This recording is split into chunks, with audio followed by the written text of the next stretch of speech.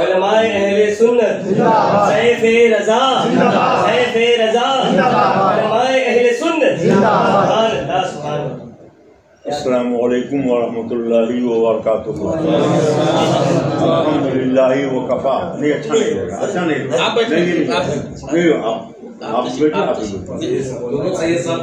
الحمدللہ وکفا والصلاۃ والسلام علی عبادہ الذین اصطفیٰ. اما بعد فاعوذ باللہ من الشیطان الرجیم. بسم اللہ الرحمن الرحیم.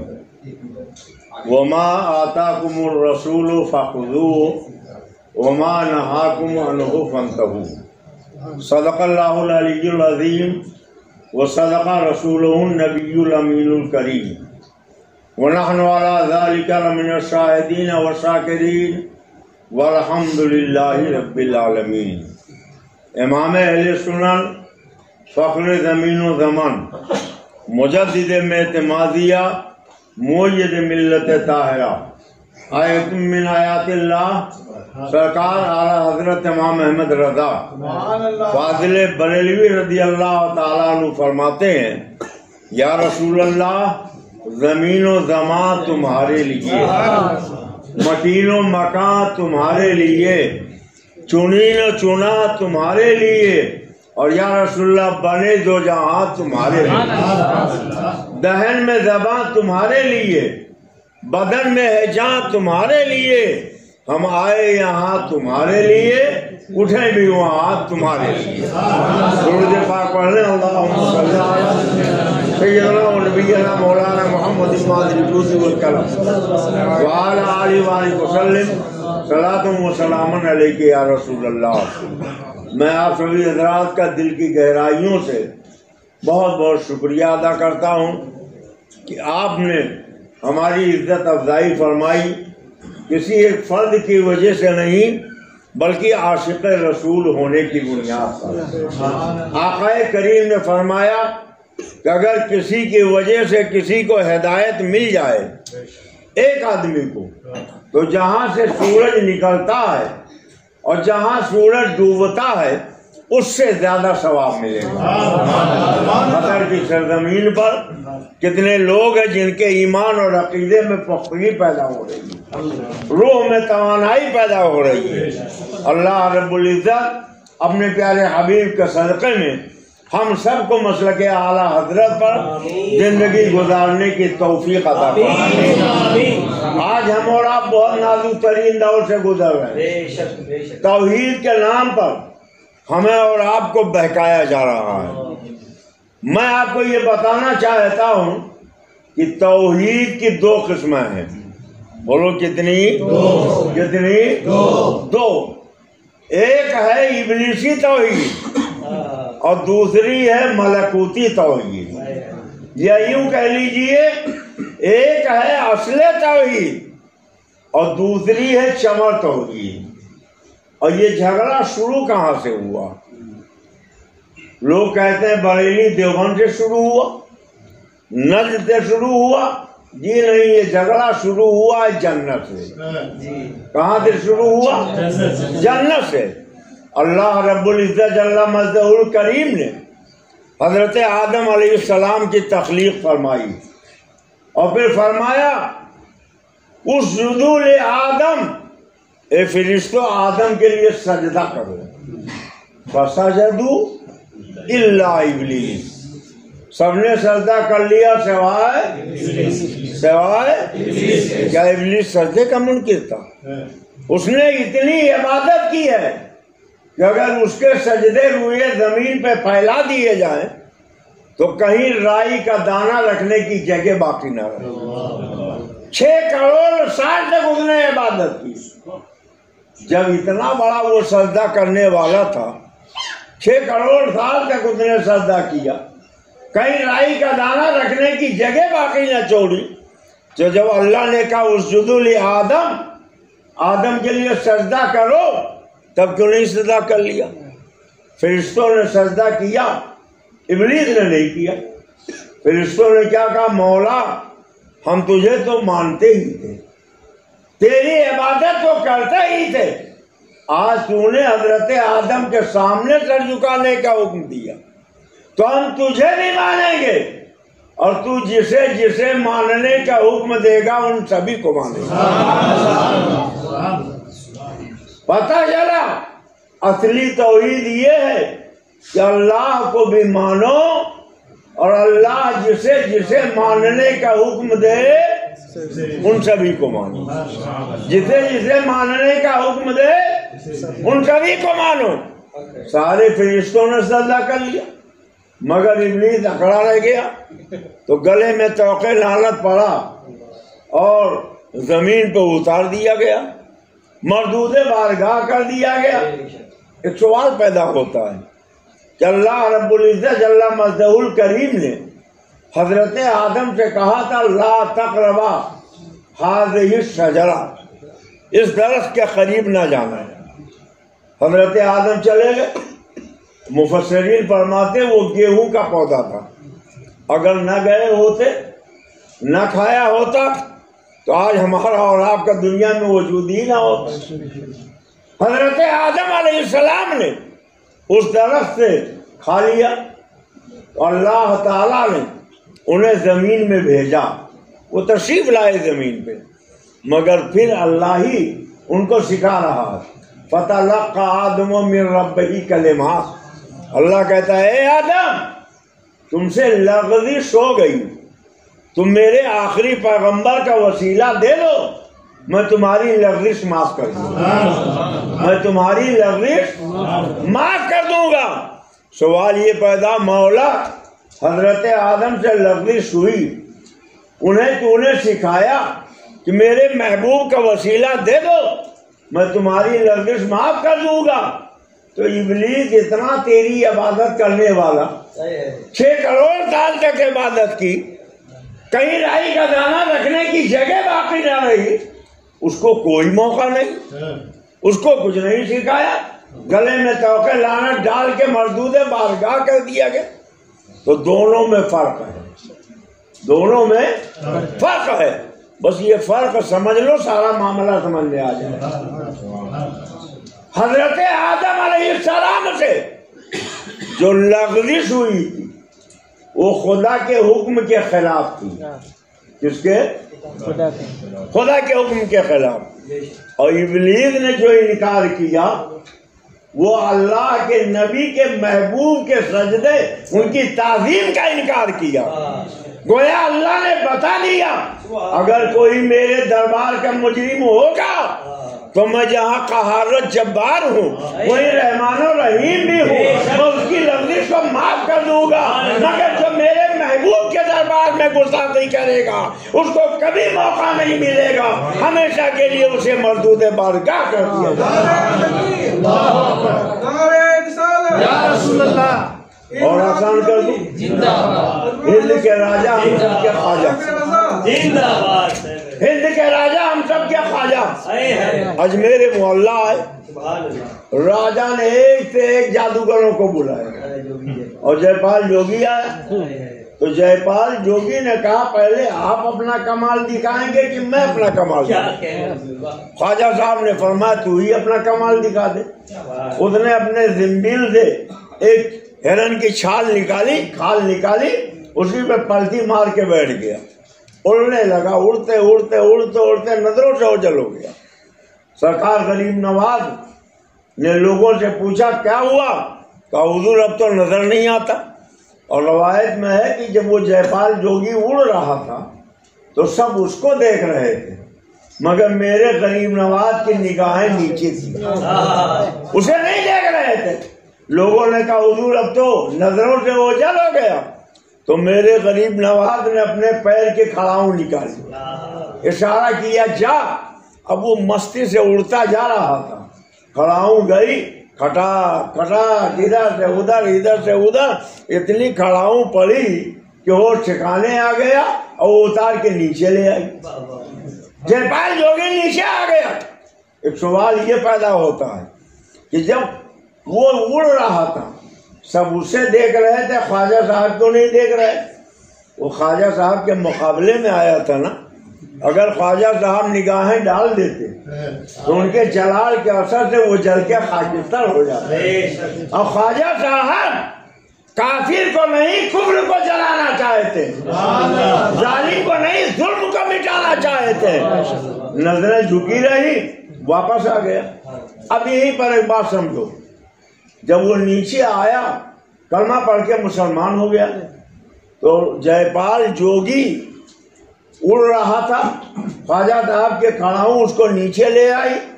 خواجہ صاحب کی یہ کرامت خالی جے پال نے نہیں دیکھی، راجا نے بھی دیکھا، مگر سب نہیں ایمان لائے اور جے پال جوگی ایمان لے آیا. کیوں؟ بزرگوں نے فرمایا کہ جب وہ آیا تو بجائے اپنا کمال دکھانے کے اس نے خواجہ صاحب سے پوچھا کہ آپ پہلے اپنا کمال دکھاؤ گے کہ میں اپنا کمال دکھاؤں؟ اور یہی پوچھنا اس کے کام آ گیا. اللہ کی شان رحمت کو یہ گوارا نہ ہوا کہ جس کے دل میں میرے ولی کا احترام ہو، میرے ولی کی تعظیم ہو، میرے ولی کی توقیر ہو، وہ کافر رہے جہنم میں جلے.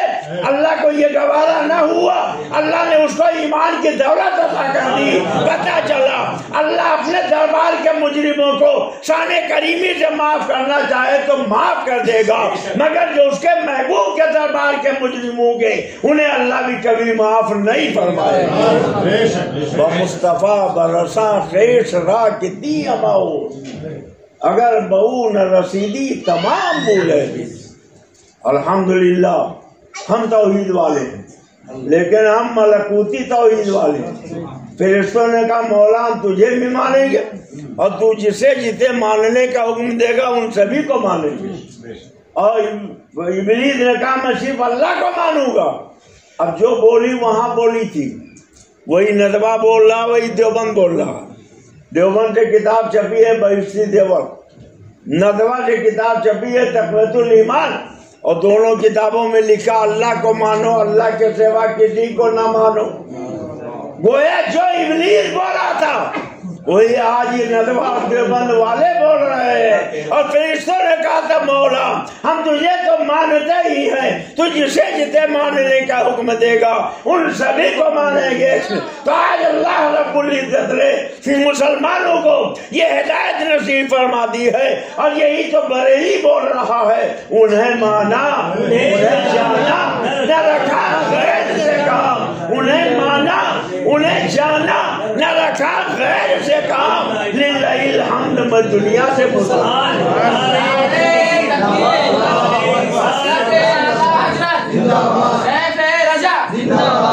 آج لوگ کہتے ہیں کہ صاحب بس اللہ کو مانو، اللہ کے سوا کسی کو نہ مانو. مگر میں نے جو آیت کریمہ آج عنوان سخن کے طور پر منتخب کی ہے، وہ آیت کریمہ ان کے جھوٹے دعوے کا بھرم کھول رہے ہیں. یہ بدعقیدے کہتے ہیں صرف اللہ کو مانو، اللہ کے سوا کسی کو نہ مانو، جو مانگنا ہو اللہ سے مانگو، غیر اللہ سے نہ مانگو. ہم نے کہا مولا تو بتا دے مانگے کہ نہ مانگے. تو اللہ قرآن میں کہتا ہے وَمَا آتَاكُمُ الرَّسُولُ فَخُذُوهُ وَمَا نَهَاكُمْ عَنْهُ فَانْتَهُوا. میرا نبی جو تمہیں دے اسے لے لو اور جس سے منع فرمائے اس سے رک جاؤ. تم کہتے ہو ہم اللہ ہی سے مانگیں گے، اللہ کے سوا کسی سے نہیں مانگے. اور وہ دینے والا پروردگار کہتا ہے تمہیں وہی لینا پڑے گا جو پیارا مصطفیٰ تمہیں دے گا، تمہیں وہی لینا پڑے گا جو میرا محبوب تمہیں دے گا. سوال یہ پیدا ہوتا مولا تو ڈائریکٹ دے دیتا جو قادر مطلق ہے، یہ جھگڑے ختم ہو جاتا، کہیں اختلافی نہ رہتا. بیچ میں یہ وسیلہ واسطہ کیوں تو نے بنا دیا؟ اب آپ اس کو سمجھو، یہ وسیلہ واسطہ کیوں بنایا؟ آپ کے گھر میں شکر بھی ہے، چائے کی پتی بھی ہے، دودھ بھی ہے، پانی بھی ہے، اور آپ کے گھر میں آگ یا گیس تو آپ کے خطر میں زیادہ نکلتے ہی وہ بھی موجود ہے. اب اگر آپ چائے پینا چاہتے ہیں تو بڑے بڑے آگ کے انگاروں میں آپ پانی ڈال دیجئے، دودھ ڈال دیجئے، شکر ڈال دیجئے، چائے کی پتی ڈال دیجئے. بولیے چائے بنے گی؟ بولو بنے گی؟ کیوں؟ اس لیے کہ اگر چائے بنانا ہے تو آگ کے انگاروں پر چائے کی پتی نہ ڈالو، پتیلی میں نہ ڈالو، اس میں آگ کے انگاروں پہ نہ ڈالو۔ اگر تمہیں چائے بنانا ہے تو اس کی صورت یہ ہے کہ ایک پتیلی لے لو، اس پتیلی میں شکر ڈال دو، اسی میں چائے کی پتی ڈال دو، اور اسی میں تم دودھ ڈال دو، اسی میں پانی ڈال دو، اسے گیس کے چولہے پر رکھ دو۔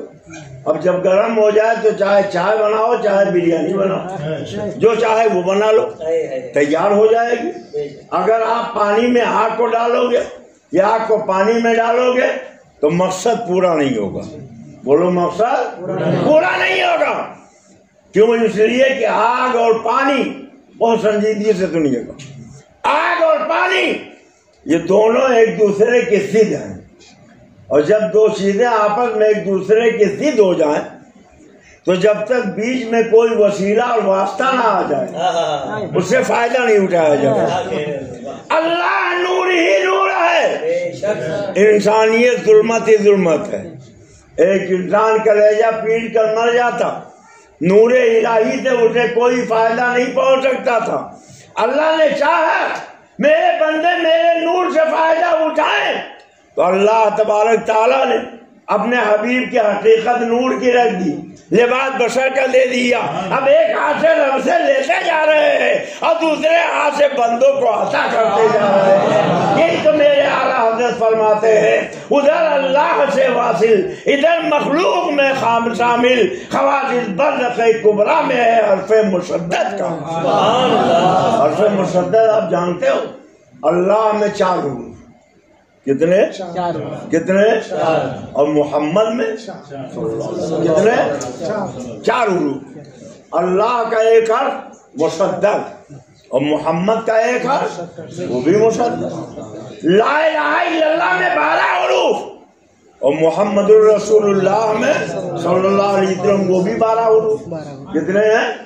مگر ایک فرق ہے، آپ نے لا الہ الا اللہ پڑھا تو 12 ادھر 12 ادھر، مگر ایک فرق ہے کہ لا الہ الا اللہ میں ایک جگہ زیر ہے، ایک جگہ اور محمد الرسول اللہ میں کہیں زیر نہیں، کہیں زیر نہیں۔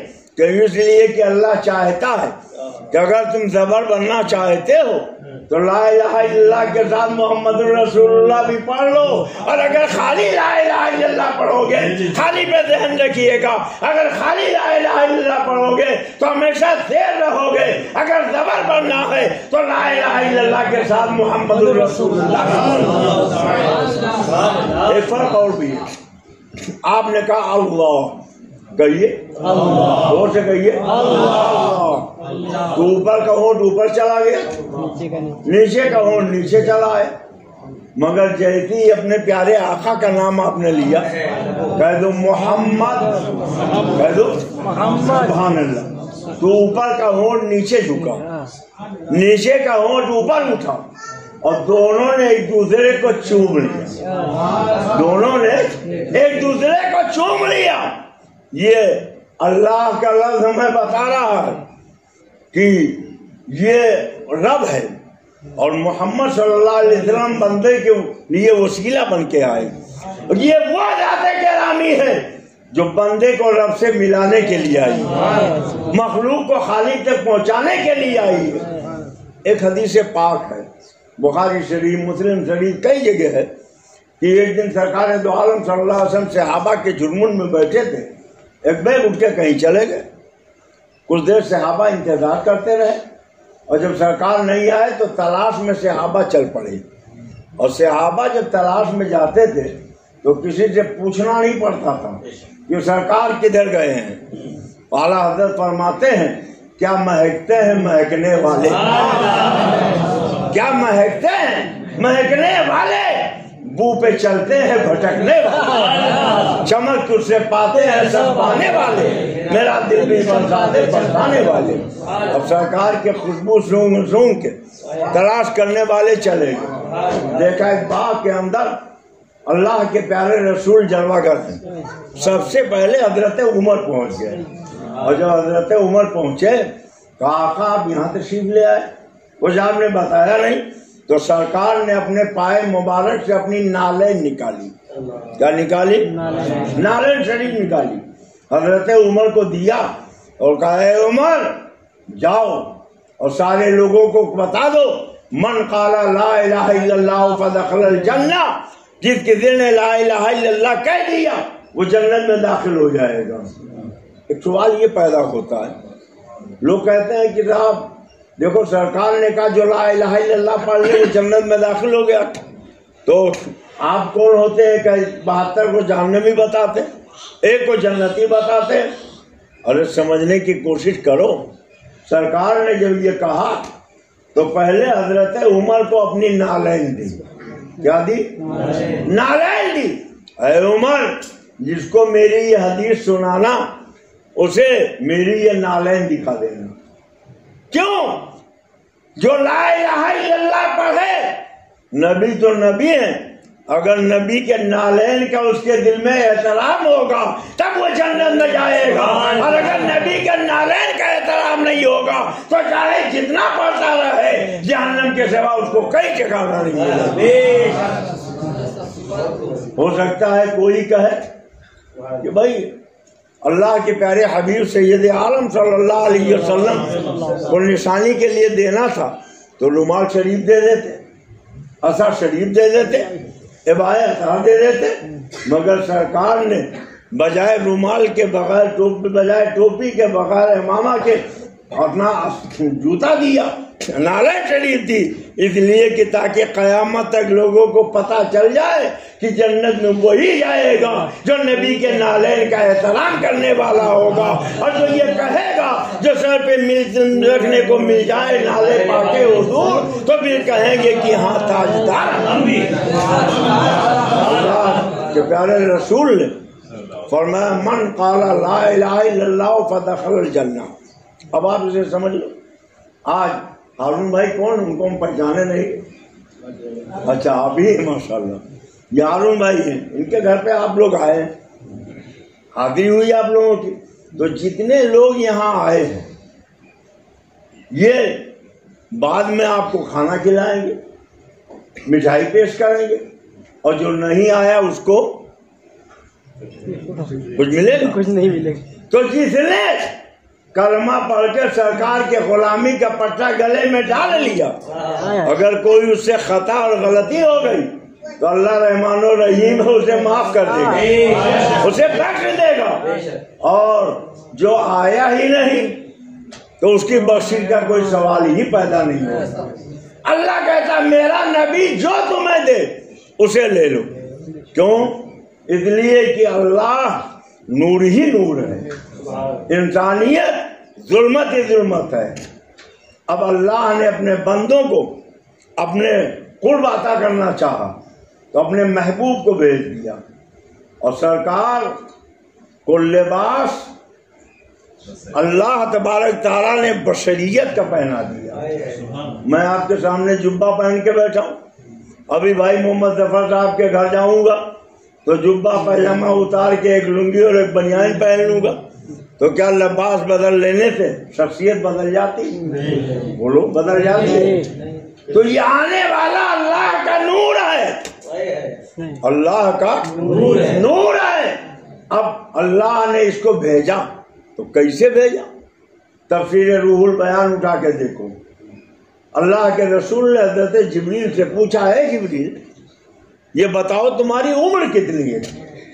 کہتے ہیں یا رسول اللہ یہ تو مجھے نہیں معلوم کہ میری عمر کتنی ہے. کہا پھر؟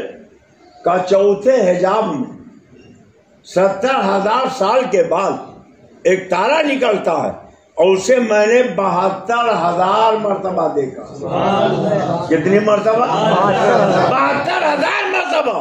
سرکار فرماتے واللہ انا ذالک الکوکب، اے جبریل جو تارا چوتھے آسمان پہ 70,000 سال کے بعد نکلتا ہے جسے تم نے 72,000 مرتبہ دیکھا ہے وہ تارا میں ہی ہوں، وہ تارا میں ہی ہوں.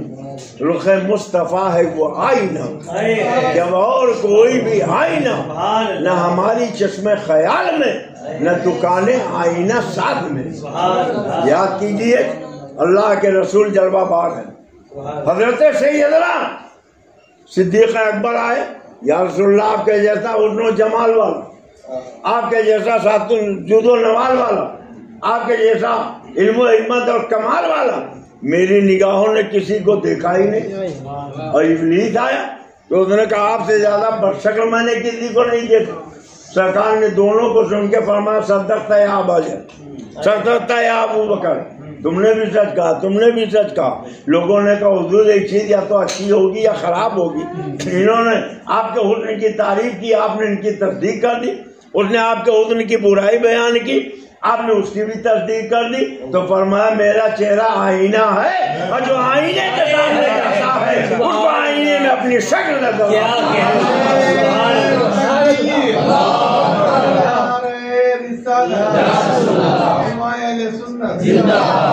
لیکن لباس دیکھ کے کچھ لوگ کندھے سے کندھا ملاتے ہیں. معاذ اللہ سے 10,000 بار معاذ اللہ کہتے ہیں وہ ہماری طرح بشر ہے. کہہ دیجیے معاذ اللہ. اگر پوچھو تو کہیں گے جیسے ان کے چہرے پر 2 آنکھ ہے، ایسے میرے چہرے پر 2 آنکھ ہے. جیسے ان کے منہ میں دانت ایسے میرے منہ میں دانت. جیسے وہ ہے ویسے ہم ہے، جیسے ہم ہے ویسے وہ ہے. اگر سارا مقابلہ 2 آنکھ اور دانت ہی کے ذریعے، تو آپ ایک حلوائی کی دکان پر گئے، دیکھا حلوائی بہت اچھی جلیبی بنا رہا ہے. آپ نے کہا 250 گرام جلیبی دے دو. اس نے کاغذ پہ رکھ کے آپ کے حوالے کر دیا. جلیبی تو آپ نے کھا لی اور کاغذ کیا کیا؟ پھینک دیا. بولیے کیا کیا؟ یہ جسے آپ نے پھینکا یہ کیا ہے؟ کاغذ. یہ کاغذ ہے، آپ نے اسے پھینک دیا. اگر بشر برابر تو کاغذ بھی برابر ہونا چاہیے. کل سے ایسا کیجئے، ان سے کہیے کہ ایک جھولا لے لیں اور قطر کے پورے سڑک پہ ادھر ادھر گھومیں، اور جہاں کہیں بھی کاغذ کا ٹکڑا مل جائے اٹھا کے جھولے میں بھر لیں اور بینک کے مینیجر کے پاس جائیں. مینیجر صاحب آپ کاغذ جمع کرتے ہیں، لیجئے یہ کاغذ میں لایا ہوں، آپ اسے جمع کر لیجئے. تو وہ سر سے پیر تک دیکھے گا، پیر سے سر تک دیکھے گا اور کہے گا ایسا لگتا ہے تمہارے دماغ کے اسکرو ڈھیلا ہو گیا ہے. ارے ہم کاغذ ضرور جمع کرتے ہیں، مگر وہ کاغذ جمع کرتے ہیں جس میں حکومت کی مہر لگی ہوتی ہے. اور تم ٹھیک کاغذ لے کے آئے ہو، محض کاغذ لے کے آئے ہو بلا تشبیہ. بشر میرے آقا بیچ میں، بشر ہم بھی ہیں، مگر سرکار ایسے بشر ہے کہ ان کے دونوں شانوں کے بیچ میں اللہ رب العزت نے مہر نبوت لگا دی. اسی لیے تو ہم کہتے ہیں کہ اگر دنیا کی پریشانیوں سے بچنا ہے تو یہ نوٹ سنبھال کے رکھو. خدا نخواستہ قحط پڑ جائے، مہنگے سے مہنگا کھانا کھا لو گے، مہنگے سے مہنگا پانی پی لو گے، مہنگے سے مہنگا علاج کرا لو گے. اس لیے کہ قطر کی حکومت نے جس کاغذ پہ مہر لگایا وہ آپ کی جیب میں موجود ہے. ہمیں کہنے دیجیے انڈیا یہ حکومت قطر کی جس کاغذ پہ مہر لگا دے اسے جیب میں رکھا جاتا ہے، آنی تلوری میں رکھا جاتا ہے، بینک میں رکھا جاتا ہے. پیاسا ہو تو پانی پلا دے گا، بھوکا ہو تو کھانا کھلا دے گا، بیمار ہو تو علاج کرا دے گا. اور میرے پروردگار نے جس بشر پہ مہر لگایا ہے انہیں جیب میں نہیں، آنی تلوری میں نہیں، بینک میں نہیں، دل کی تلوری میں بسا لو. اگر وہ دل کی تجوری میں بچ گئے تو گنگا جمنا کا پانی نہیں، کوثر کا جام تمہیں پلائیں گے، جنت کی نعمتیں تمہیں کھلائیں گے. اگر یہاں کی مصیبتوں سے بچنا ہے تو یہاں کے گورنمنٹ کا کاغذ سنبھال کے رکھو. اگر قبر و حشر کے تمام پریشانیوں سے بچنا ہے تو جس بشر پہ اللہ نے مہر لگا دیا ہے انہیں اپنے دل کی تجوری میں رکھ کر اپنے دل کو مدینہ بنا لو. محبت عشق محبت اہل سنت سیف رضا یہ پیدا ہوتا. اللہ نے کچھ اختیار دیا بھی کہ نہیں دیا. ہمارے سید صاحب اللہ تو بڑی اچھی نعتیں پڑھتے ہیں. ابھی شہزاد بھائی نے ایک نعت پاک پڑھی تو مجھے یاد آ گئی. دہلی میں حضرت محبوب الملت والدین سیدنا نظام الدین اولیاء کا زباں پہ بار الہ یہ کس کا نام آیا کہ میری نطق نے بوسے میری زباں کے لیے. حضرت محبوب الہی بیٹھتے اٹھتے لیٹتے ہر وقت ناصری پڑھا کرتے تھے. کیا پڑھتے تھے؟ ناصری پڑھا کرتے تھے. اور کون سی نعت پڑھتے تھے؟ بلبل شیرات. حضرت شیخ سعدی کا لکھا ہوا کلام بلغ العلا کشف الدجا بجمالہ حسن جمیع خصالہ صلو علیہ وآلہ. حضرت محبوب الہی کے ایک بڑے چہیتے مرید و خلیفہ ہیں جنہیں امیر خسرو طوطی شکر مقام ملک الشعراء انہیں کہا جاتا ہے. بہت اچھے شاعر ہیں, بہت اچھے شاعر ہیں. اور جو شاعر ہوتا ہے وہ چاہتا ساری دنیا اسی کا کلام پڑھے. ہمارے مدرسے کے پڑھے ہوئے مولانا سلمان رضا فریدی ہیں, وہ عمان میں رہتے ہیں. آپ جانتے ہیں, آپ لوگوں کے ساتھ میں پڑھے ہیں, اور آج کل ان کی لکھی ہوئی نعتوں کی دھوم مچی ہوئی ہے. دارالمخدومیہ کے فارغین دنیا کے کئی ملکوں میں موجود ہیں, اور ہم کو فون کر کے وہ کہتے ہیں کہ حضرت ہمارا لکھا ہوا کلام پڑھوا دیجیے گا. اور جب سنتے ہیں کہ ان کا کلام لکھا ہوا پڑھا گیا تو بہت خوش ہو جاتے ہیں. تو حضرت امیر خسرو نے جب دیکھا کہ ان کے پیر و مرشد روزانہ نعت پڑھتے ہیں تو انہیں شوق پیدا ہوا. گئے, کہنے لگے سرکار میں بھی نعت کہتا ہوں, آپ اجازت دیں تو اپنی لکھی ہوئی نعت آپ کو سنا دو. فرمایا سناؤ. کھڑے ہوئے, کچھ شعر سنائے, کہا خوب اور بہت خوب. اور پھر پڑھنے لگے بلغ العلا کشف الدجا بجمالہ. گئے, اس سے بہتر اور نعت لکھ کے لائے. نعت تو سب بہتر ہوتی, اس سے اچھی لکھ کے لائے. پھر سنایا, ہاں بہت اچھے اشعار ہیں, بالکل محبت میں ڈوب کے تم نے لکھے, اللہ تمہیں جزائے خیر عطا فرمائے. اور پھر وہی بلغ العلا بکمال. اس دن برداشت نہ ہوا, کہنے لگے حضور جب میری لکھی ہوئی نعتیں آپ کہتے ہیں خوب اور بہت خوب ہیں, تو میں آپ کا مرید ہوں, آپ کا خلیفہ ہوں, آپ کا چہیتا ہوں. کتنے چہیتے تھے. حضرت محبوب الہی فرماتا ہے اگر شریعت نے منع نہ کیا ہوتا تو میں یہ وصیت کر جاتا کہ میرے قبر میں, میرے پہلو میں امیر خسرو کو لٹا دیا طوطی شکر مقام. تو حضور جب میں آپ کا اتنا چہیتا ہوں تو آپ میرے لکھے ہوئے اشعار کیوں نہیں پڑھتے؟ آج لوگ کہتے ہیں بھائی شہزاد بھائی پڑھتے ہیں تو اعلیٰ حضرت, سید صاحب پڑھتے ہیں تو اعلیٰ حضرت کی لکھی ہوئی. اعلیٰ حضرت کی لکھی ہوئی نعتیں یا تو کسی قرآن کی آیت کا ترجمہ یا حدیث رسول کا مفہوم ہے.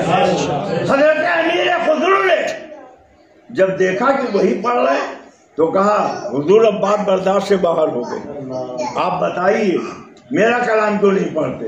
کہا جاننا چاہتے ہو؟ کہا ہاں. کہا رات کے پچھلے پہر آ جانا. رات کا پچھلا پہر ہوا تو حضرت امیر خسرو سرکار محبوب الہی کے دربار میں پہنچ گئے.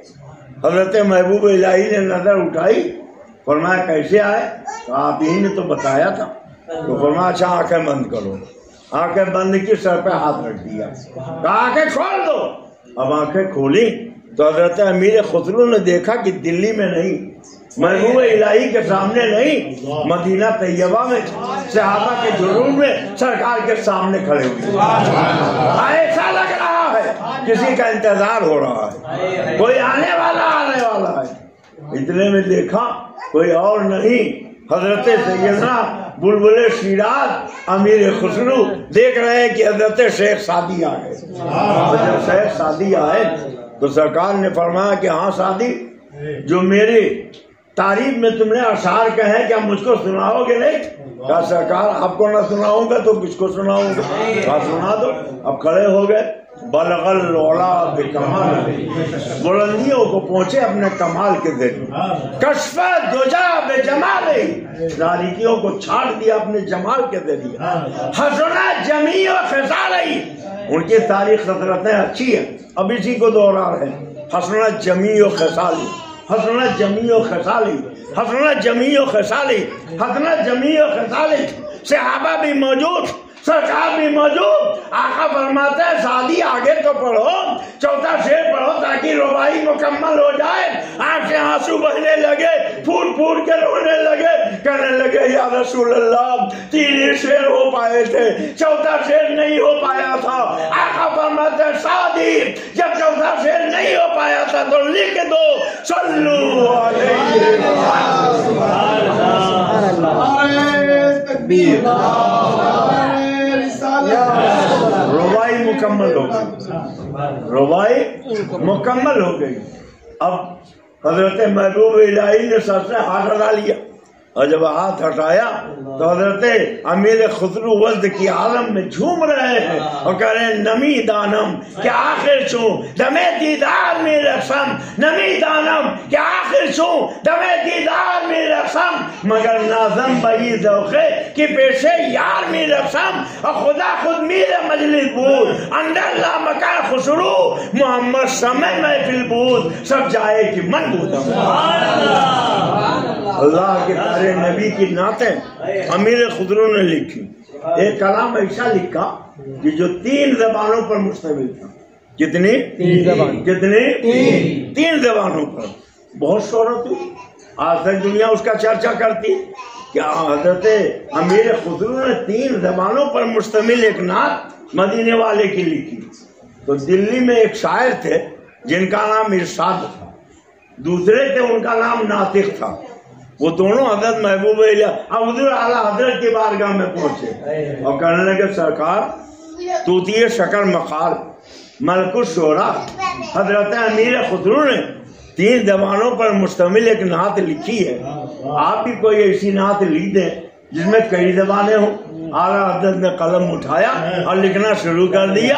تو امیر خسرو نے 3 زبانوں میں لکھا تھا، اب اعلیٰ حضرت 4 نہیں 5 زبانوں میں لکھتے ہیں۔ لمیات نذیر و کفی نظر مثلے تو رشد پیدا جانا، جگراج کا تاج تورے سرسو ہے تجھ کو شہے دوسرا جانا۔ حضرت امیر خسرو نے 3 زبانوں میں لکھا تھا، اور حضرت سرکار اعلیٰ حضرت نے عربی بھی ہے، فارسی بھی ہے، اردو بھی ہے، ہندی بھی ہے، سنسکرت بھی ہے، اور 5 زبانوں میں لکھ دیا۔ اور مٹتا دیکھو کیسے لکھا ہے، بس خام خام نوائے رضا، بس نور ہی نور نوائے رضا، نہ یہ طرز میری نہ یہ رنگ میرا، ارشاد احبا ناطق تھا، ارشاد احبا ناطق تھا، ناچار اطلاع پڑھا جاتا۔ دونوں شاعروں کا نام بھی پرو دیا۔ اعلیٰ حضرت رضی اللہ تعالیٰ عنہ، اور کتنا بزرگوں کے ہاں ادب ہے۔ سیر الاولیاء آپ اٹھا کے دیکھیں، سب سنابل شریف جو بارگاہ رسالت میں مقبول ہے وہ آپ اٹھا کے دیکھیں۔ تو اس کتاب میں آپ جانتے ہو روایت میں ہے کہ ایک دن حضرت محبوب الہی بات کہہ رہے ہیں، بیٹھ کے بات کہہ رہے تھے، بیگ اٹھ کے کھڑے ہو گئے اور ہاتھ باندھ لیے، بہت دیر تک کھڑے رہے، پھر بیٹھ گئے، پھر کھڑے ہو گئے، ہاتھ باندھ لیا، 3 مرتبہ کھڑے ہو گئے۔ اور پھر اس کے بعد جب محفل ختم ہوئی تو کسی نے کہا کہ حضور نہ کوئی آیا نہ گیا، آپ یہ ہاتھ باندھ کر کس کی تعظیم کے لیے کھڑے تھے؟ تو مسکرا کے فرمایا کہ جب میں اپنے آقا کی شان بیان کر رہا تھا تو میں نے دیکھا میری محفل کے سامنے سے ایک کتا گزر رہا ہے، اور اس کتے کی شکل و صورت میرے پیر و مرشد بابا فرید الدین گنج شکر کے دربار کے کتے سے ملتی جلتی ہے۔ پیر نہیں، پیر زادہ نہیں، پیر زادے کے دربار کے کتے سے شفاعت مل رہی ہے، تو اس کی تعظیم کے لیے کون کھڑا ہو رہا؟ محبوب الملت والدین سیدنا نظام الدین اولیاء کھڑے ہو رہے۔ جبھی تو اعلیٰ حضرت نے کہا رضا کسی سگے طیبہ کے پاؤں بھی چومے، رضا کسی سگے طیبہ کے پاؤں بھی چومے، تم اور کہ اتنا دماغ لے کے چلے، کتنا ادب ہے، کتنا احترام ہے اعلیٰ حضرت کے دل میں مدینے والے آقا، جتنی تعظیم کرتے ہیں مدینے والے آقا سے۔ وہ بات آ گئی حضرت امیر خسرو کی، تو سن لو، روح میں تازگی پیدا ہو جائے گی۔ ایک دن حضرت محبوب الہی نے فرمایا کہ خسرو پانی پت میں حضرت بو علی شاہ قلندر کے ہاں ایک محفل لگتی ہے، کچہری بیٹھتی ہے، وہاں تمام اولیاء اقطاب و ابدال حاضر ہوتے ہیں، تم بھی جمعرات کو چلے جایا کرو۔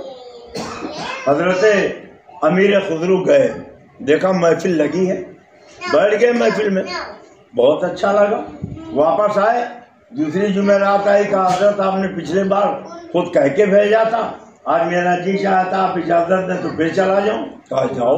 پھر گئے. اب بار بار جاتے رہے. ایک جمعرات کو پہنچے تو حضرت ابو علی شاہ قلندر نے پوچھا کہ امیر خسرو تم ہر جمعرات کو آتے ہو, نہ کچھ پوچھتے ہو نہ کچھ سناتے ہو, یہ بتاؤ تم کس کے مرید ہو؟ تو انہوں نے کہا میں محبوب الملت والدین سیدنا نظام الدین اولیاء کا مرید. کہا خسرو 12 سال تھے سرکار کے دربار میں میری حاضری ہوتی ہے, تمام اولیاء افتاب و ابدال وہاں آتے ہیں, ہر ایک کو میں دیکھتا ہوں. جب تم اتنے کمال والے ہو تمہارے پیر اور کمال والے ہوں گے, مگر کبھی ان کو ہم نے وہاں نہیں دیکھا. تو ظاہر ہے کہ ہر مرید یہ چاہتا ہے کہ ساری خوبی اس کے پیر میں آ جائے. امیر خسرو نے سنا تو آنکھ سے آنسو بہنے لگے, ساون بھادوں کی طرح آنکھیں برسنے لگی. کھانا پینا انہیں اچھا نہیں لگ رہا. اب پانی پت سے چلے, دہلی آئے, چہرہ لٹکا ہوا ہے. حضرت محبوب الہی نے پوچھا خسرو کیوں پریشان ہو؟ کہا سرکار آج ابو علی شاہ قلندر نے فرمایا کہ 12 سال سے دربار رسول میں حاضری دیتا ہوں, پورے دنیا کے ابدال و افتاب کو میں نے دیکھا ہے, مگر تمہارے پیر وہاں کبھی نظر نہیں آئے. تو وہی سن کے مجھے افسوس ہو رہا ہے, میں اسی غم میں رو رہا. تو اللہ کے چہیتے ولی حضرت محبوب الہی نظام الدین اولیاء فرماتے ہیں خسرو اگر انہوں نے یہ کہا تھا تو ان سے کہنا چاہیے تھا کہ مجھ کو لے چلیے, آپ کو اگر نظر نہیں آئے تو میں اپنے پیر کو آپ کو دکھا دوں گا. حضور اگر میں نہ دکھا پاتا تو حضرت محبوب الہی نے فرمایا یہی کیا کم تھا, کسی بہانے سرکار کی محفل میں پہنچ جاتا. امیر خسرو نے کہا بہت بہتر. پھر پہنچے جمعرات کو.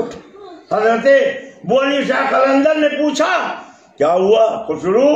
کہا حضور جو کچہری لگتی ہے جہاں سرکار آتے ہیں تمام اولیاء افتاب و ابدال رہتے ہیں, آپ مجھے لے چلیے, میں تلاش کر کے اپنے پیر کو آپ کو دکھاتا ہوں. آنکھیں بند کر لو. آنکھیں بند کی, سر پہ ہاتھ رکھا, آنکھیں کھول دو. آنکھیں کھولی تو دیکھا کہ نہ ابو علی شاہ قلندر ہیں نہ ان کا دربار ہے, اور بارگاہ رسالت کی کچہری لگی ہوئی ہے, سب وہاں موجود ہیں. آگے پیچھے دائیں بائیں دیکھ رہے, کہیں حضرت محبوب الہی نظر نہ آئے. نگاہیں ساون بھادوں کی طرف برسنے لگی. جب آنکھوں سے آنسوؤں کا سیلاب جاری ہو گیا تو حضرت امیر خسرو نے رو رو کے کہا کیا کروں؟ تو اتنے میں آواز آئی تو خسرو ابھی تو ایک ہی محفل تم نے دیکھی, اس کے اوپر بھی ایک کچہری لگی, وہاں جا کے دیکھو. وہاں گئے وہاں بھی نظر نہیں آئے. کہا اس کے اوپر ایک کچہری لگی, وہاں دیکھ لو. وہاں گئے وہاں بھی نظر نہیں آئے. اور 7 محفلیں تھیں, سب سے آخری 7ویں محفل میں پہنچے, اور جب وہاں دیکھا وہاں بھی پیر نظر نہ آئے تو اب تو یہ آخری محفل تھی, کہیں پیر و مرشد نظر نہ آئے. اب پھوٹ پھوٹ کے رونے لگے.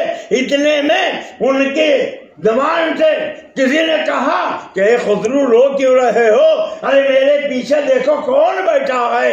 حضرت امیر خسرو نے آگے بڑھ کر دیکھا تو اللہ کے رسول جلوہ بار ہے, اور سرکار کے پیچھے ایک نقاب پوش موجود ہے, اور جب نقاب انہوں نے ہٹایا تو کوئی اور نہیں تھا, حضرت محبوب الہی نظام الدین.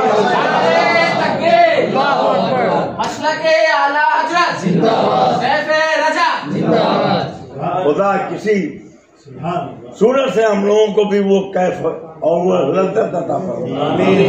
کون ہے حضرت محبوب الہی نظام الدین اولیاء؟ بدایوں شریف کے رہنے والے تھے. ہارون بھائی جانتے ہیں بریلی شریف سے ملا ہوا شہر ہے بدایوں, قریبی میں. وہاں کے سید صاحب تھے, لڑکی سیانی ہو گئی. حضرت محبوب الہی خود بھی سید ہیں. تو انہوں نے سوچا کس سے مانگے, کہاں ہاتھ پھیلائیں, کس سے کہیں, چلو حضرت کے پاس چلے جاتے ہیں. حضرت محبوب الہی کے یہاں دلی گئے, کہا آپ بھی سید ہو میں بھی سید ہوں, میری لڑکیاں سیانی ہو گئی, مجھے ان کی شادی کرنا ہے, میں آپ کے پاس آیا ہوں کہ آپ کچھ رقم دے دیجیے تاکہ میں اپنے بچیوں کی شادی کر سکوں, اپنے بچیوں کی میں شادی کر سکوں. حضرت محبوب الہی نظام الدین اولیاء نے آگے پیچھے دائیں بائیں دیکھا, کچھ نہیں تھا. منتظم کو بلایا, کہا یہ بتاؤ کچھ آج تحفہ اور نظر آئی ہے؟ کہا حضور کچھ بھی نہیں آئی ہے۔ کہا سید صاحب آپ ٹھہریے، اب آج کے بعد جو نظر ہمارے یہاں آئے گی میں وہ آپ کے حوالے کر دوں گا۔ آج تو حال یہ ہے کہ اگر کوئی ہم سے مرید ہو گیا تو ہم چاہتے ہیں دوسرے کے پاس نہ جانے پائے، مگر میں نے اپنی ماتھے کی نگاہوں سے دیکھا کہ حضور تاج الشریعہ بدر الطریقہ سیدی و سندی جانشین مفتی اعظم ہیں اپنے حجرے میں جلوہ بار تھے۔ ایک نوجوان آیا، قدموں سے لپٹ گیا، پھوٹ پھوٹ کے رونے لگا۔ فرمایا کیوں رو رہے ہو؟ کہا حضور میں حضرت سید نجیب میاں صاحب کا مرید ہوں۔ آپ بولو کام کیا ہے؟ کہا حضور میرا کل آپریشن ہونے والا ہے، آج بہت خطرناک آپریشن ہے، آپ کے پاس آیا ہوں، آپ دعا کر دیجیے۔ تو حضور تاج الشریعہ نے دعا بھی فرمائی، اور اس دن جو رقم نظر کی آئی تھی سب نکالا اور ان کے ہاتھ پہ رکھ دیا، کہا اس کو لے جاؤ۔ کہا حضور آپ کے کرم سے اللہ نے مجھے بہت کچھ دے رکھا ہے، مجھے دولت کی کوئی ضرورت نہیں ہے، بس آپ خالی دعا کر دیں۔ کہا نہیں لے جاؤ، یہ کام آئے گا۔ اب آپ ذرا سوچو، آج لوگ اپنے مریدوں کے علاوہ دوسرے کے مرید سے صحیح ڈھنگ سے بولنا تک گوارا نہیں کرتے، مگر کیا شان ہے تاج الشریعہ، کیا مقام ہے تاج الشریعہ کا، کیا درجہ ہے تاج الشریعہ کا۔ اللہ اللہ، یہ حضرت سیدنا محبوب الہی نظام الدین اولیاء۔ اب وہ سید صاحب سے کہتے ہیں رکیے، کچھ نظر آئے گی آپ کے حوالے کر دوں گا۔ کہا حضور میرے پاس ٹائم نہیں ہے، جو دینا ہو دے دیجیے۔ تو جب انہوں نے زیادہ ضد کیا تو سامنے سرکار محبوب الہی کے پھٹی ہوئی جوتیاں موجود تھیں۔ حضرت محبوب الہی نے وہ جوتیاں اتاری اور اس کے بعد فرمائی یہ لے جائیے آپ۔ انہوں نے جوتیاں کپڑے میں لپیٹی، سر پہ رکھا اور وہاں سے چل پڑے۔ کئی رات کئی دن گزرنے کے بعد ایک جنگل میں پہنچے، شام ہو گئی تو وہیں قیام کر لیا۔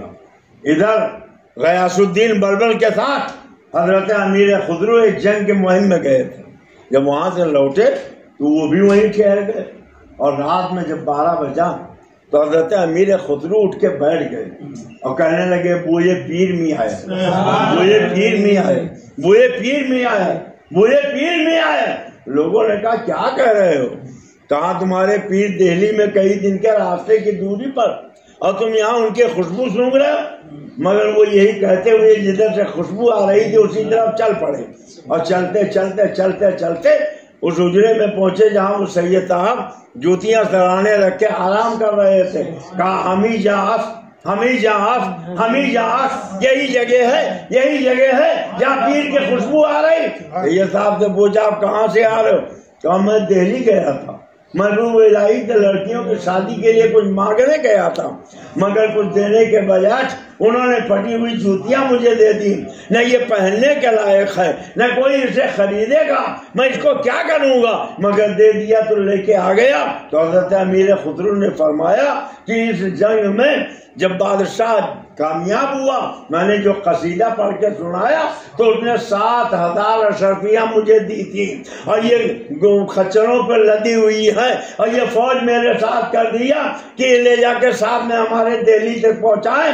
ایک سید صاحب آپ وہ 7000 اشرفیاں ہم سے لے لیجئے اور ہمارے پیر کی پھٹی ہوئی جوتیاں ہمیں دے۔ انہوں نے سر سے پیر تک دیکھا، کہا آپ نہیں سمجھو گے اس کی قیمت کتنی ہے، 7000 اشرفیاں دے دی۔ کہا اگر کم لگ رہی ہوں تو آپ میرے ساتھ دہلی چلو، وہاں بھی ہمارے پاس 7000 اشرفیاں میں وہ بھی دے دوں گا۔ کہا نہیں بس اتنا کافی ہے۔ اب انہوں نے اپنے پیر و مرشد کی جوتیاں سر پہ رکھی اور مستانہ وار دہلی کی طرف چل پڑے۔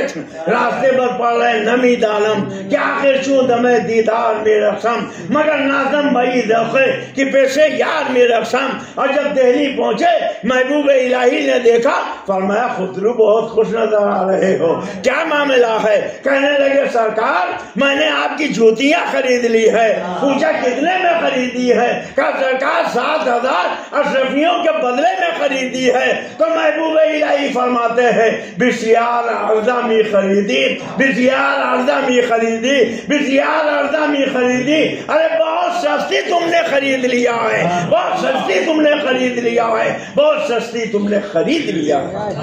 تو اہل دل اہل نسبت جانتے ہیں اللہ والوں کی شان کیا ہوتی ہے۔ یہی حضرت محبوب الہی نظام الدین اولیاء کے مرید امیر خسرو ایک دن کہنے لگے سرکار اگر آپ اجازت دیں تو میں کلیئر چلا جاؤں۔ کہا میرے چچا علاء الدین علی احمد صابری کلیئر ہی رہتے ہیں، میرا جی چاہتا ہے کہ جا کے میں ان کا دیدار کروں۔ فرمایا جاؤ۔ حضرت امیر خسرو کلیئر شریف پہنچے، حضرت علاء الدین علی احمد صابری کلیری نے دیکھا، کہاں سے آئے ہو؟ کہا میں دہلی سے آیا ہوں۔ اچھا تو وہاں میرا ساتھی نظام الدین رہتا جانتے ہو؟ کہا جانتا نہیں ہوں، انہیں کا میں مرید ہوں۔ اچھا وہ مرید بھی کرتا؟ یہ بتاؤ اس کے کتنے مرید ہیں؟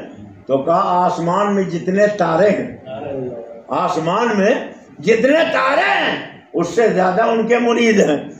تو حضرت علاء الدین علی احمد صابر کلیری نے فرمایا کہ ارے آسمان کے تاروں کے برابر نظام الدین اولیاء کے مریدین ہیں، مگر میرا ایک شمع سب پہ بھاری ہے۔ جب سورج نکلتا تو سارے چراغوں کی روشنی، سارے ستاروں کی روشنی مدھم پڑ جاتی ہے۔ کون ہے محبوب الہی؟ یہ حضرت علی احمد صابر کلیری، حضرت بابا فرید الدین گنج شکر کے بھانجے ہیں، غوث اعظم کی نسل سے ہیں، داماد بھی ہیں، مرید بھی ہیں، خلیفہ بھی ہیں، شاگرد بھی ہیں، 5 نسبتیں حاصل ہیں۔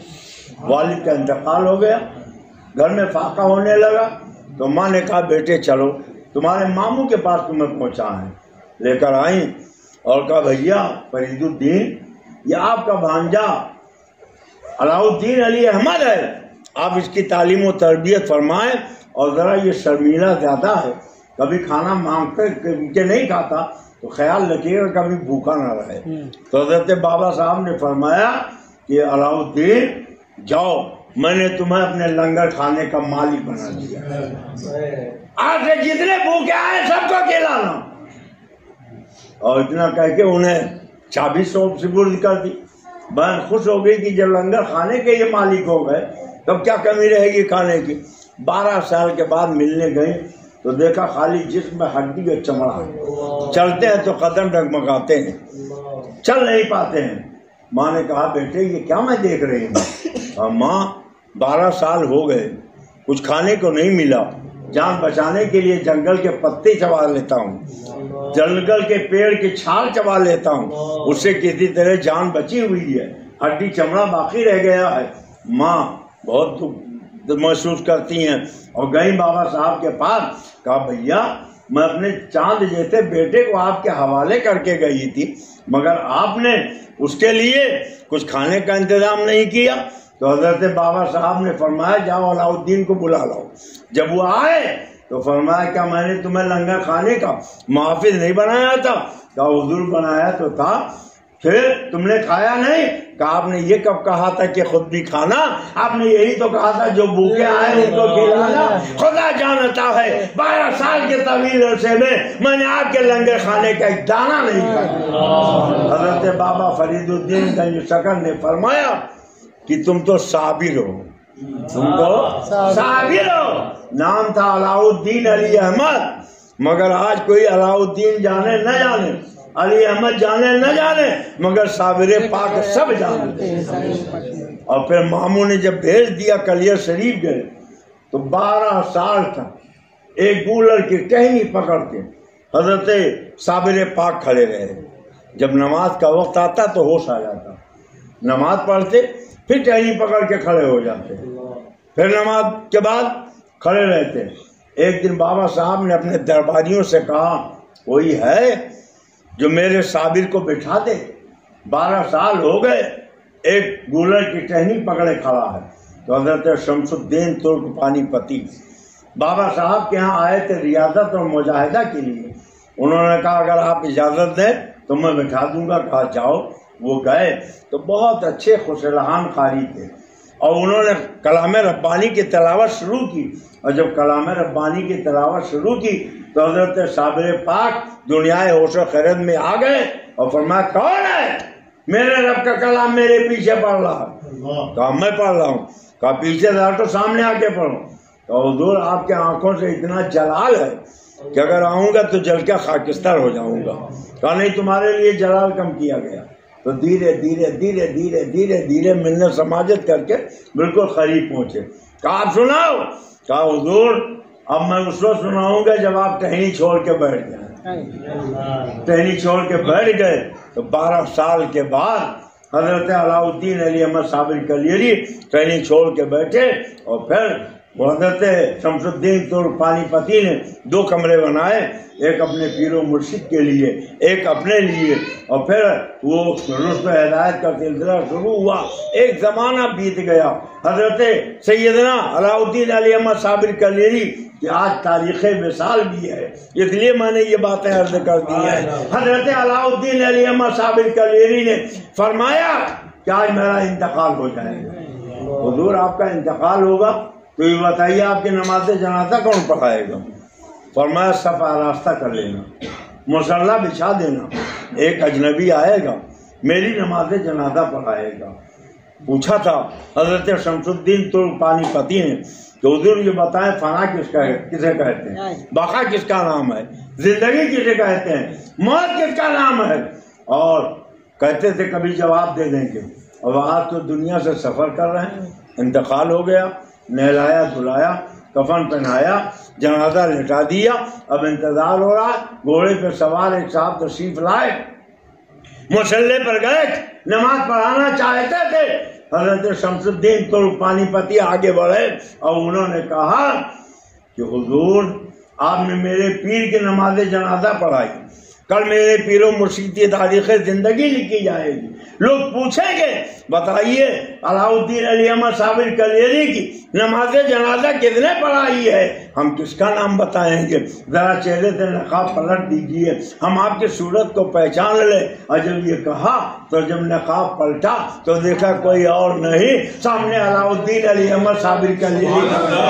حضرت شمس الدین ترک پانی پتی نے کہا حضور اگر آپ علاء الدین علی احمد صابر کلیری ہے تو یہ کفن میں لپٹی ہوئی لاش کس کی ہے؟ اگر آپ صابر پاک ہیں تو آپ نے جس کی نماز جنازہ پڑھائی وہ کون ہے؟ فرمایا تمہیں نے تو پوچھا تھا فنا کسے کہتے ہیں, بقا کس کا نام ہے, زندگی کسے کہتے ہیں, موت کس کا نام ہے. اگر فنا کو سمجھنا ہے تو کفن میں لپٹی ہوئی لاش کو دیکھ لو, بقا کو سمجھنا ہے تو جو محو گفتگو اسے دیکھ لو. اگر زندگی کا فلسفہ سمجھنا ہے جس نے مصلی پہ کھڑے ہو کے جنازے کی نماز پڑھائی اس کو دیکھ لو. اگر موت کی حقیقت جاننا ہے تو جس کی نماز جنازہ پڑھی گئی اس کو دیکھ لو. زندہ ہو جاتے ہیں جو مرتے ہیں آپ کے نام پر. اللہ اللہ, موت کو کس نے مسیح کر. آج کے زمانے میں لوگ ایسے باتوں پر یقین نہیں رکھیں گے, حالانکہ قرآن ہمیں بتا رہا ہے, قرآن ہمیں بتا رہا ہے. حضرت عیسیٰ کہتے ہیں انی اخلق لکم من الطین کہیت میں مٹی کی مورت بنا. کیا کہہ رہے ہیں؟ میں مٹی کی مورت بناتا ہوں, اور جب بن جاتی ہے تو فرماتے ہیں فان فخوفی, میں اس میں چھو کر دیتا ہوں. لوگ کہتے ہیں سید صاحب کے بعد خون ڈلوانے کیوں جاتے ہو, کیا رکھا ہے؟ اب قرآن سے پوچھو کیا رکھا. اللہ بیان کرتا. حضرت عیسیٰ کہتے ہیں مٹی کی مورت بن جاتی ہے اور میں اس میں چھو کر دیتا ہوں, اور جب میں چھو کر دیتا ہوں تو فَيَكُونُ طَيْرًا بِإِذْنِ اللَّهِ, وہ اللہ کے حکم سے زندہ ہو کے اڑنے لگتی ہے. قرآن بیان کر رہا. اللہ کہتا ہے, حضرت عیسیٰ کہتے ہیں اُبْرِئُ الْأَكْمَحَ, میں اندھے کو بینائی دیتا ہوں, وَالْأَبْرَصَ, میں کوڑی کو شفایاب کرتا ہوں, وَأُحْيِي الْمَوْتَى, میں مردے کو زندہ کرتا ہوں, بِإِذْنِ اللَّهِ, اللہ نے مجھے اس کی اجازت عطا فرمائی ہے. میرے اعلیٰ حضرت نے ہم کو جو مسلک دیا وہ قرآن کے مطابق. بولو قرآن کے, زور سے بولو قرآن کے. یاد کیجئے حضرت یعقوب علیہ السلام بیٹے کے جدائی کے غم میں آنسو بہاتے رہے, آنکھیں بند ہو گئی, آنکھیں بند ہو گئی. یہ تو ترجمہ اعلیٰ حضرت کا ہے, مگر اشرف علی نے کیا ترجمہ کیا, آنکھیں اندھی ہو گئی. معاذ اللہ, زور سے بولیے معاذ اللہ. اندھے کو ہر جگہ اندھا ہی نظر آتا, آنکھیں بند ہو گئی. اعلیٰ حضرت کا ترجمہ بات آ گئی تو ایک دو لفظ سن لو. دیکھیے بسم اللہ الرحمن الرحیم کتنے لوگوں نے ترجمہ کیا. آپ اس کو اٹھا کے دیکھیں تو لوگ کہتے ہیں شروع کرتا ہوں اللہ کے نام سے جو بہت مہربان نہایت رحم والا ہے. شروع کرتا ہوں اللہ کے نام سے جو رحمان اور رحیم ہے. شروع کرتا ہوں. اچھا تو ترجمہ خالی مرد پڑھتے ہیں کہ عورتیں بھی پڑھتی ہیں؟ اور جب عورتیں پڑھیں گی اور وہ کہے گی کہ شروع کرتا ہوں تو لوگ کہیں گے پاگل ہو گئی. اللہ نے اس کو عورت بنایا تھا یہ مذکر کا صیغہ استعمال کرے. اب میرے اعلیٰ حضرت کا ترجمہ سنو. اعلیٰ حضرت فرماتے ہیں اللہ کے نام سے شروع. سب نے شروع کے لفظ سے شروع کیا اور اعلیٰ حضرت نے اللہ کے نام سے شروع جو بہت مہربان نہایت رحم والا ہے. اب چاہے مرد پڑھے چاہے عورت پڑھے کسی تبدیلی کرنے کی اس میں کوئی ضرورت نہیں. حضرت یعقوب علیہ السلام کی آنکھیں بند ہو گئی. بھائی لوگ حضرت یوسف سے ملنے آئے تو حضرت یوسف علیہ السلام نے پوچھا بھائیو بتاؤ ابو کا کیا حال ہے. تو انہوں نے کہا آپ کی جدائی میں روتے روتے ان کی آنکھیں بند ہو گئی. روتے روتے ان کی آنکھیں بند ہو گئی. حضرت یوسف نبی ہیں. بولو کیا ہیں؟ حضرت یعقوب بھی نبی ہیں. علی نبینا علیہ الصلوۃ والتسلیم. اور انبیاء مستجاب الدعوات ہوتے ہیں. وہ جو بھی دعا مانگ لے اللہ تعالیٰ اسے پوری فرما دیتا ہے. اللہ تعالیٰ اسے پوری فرما دیتا ہے.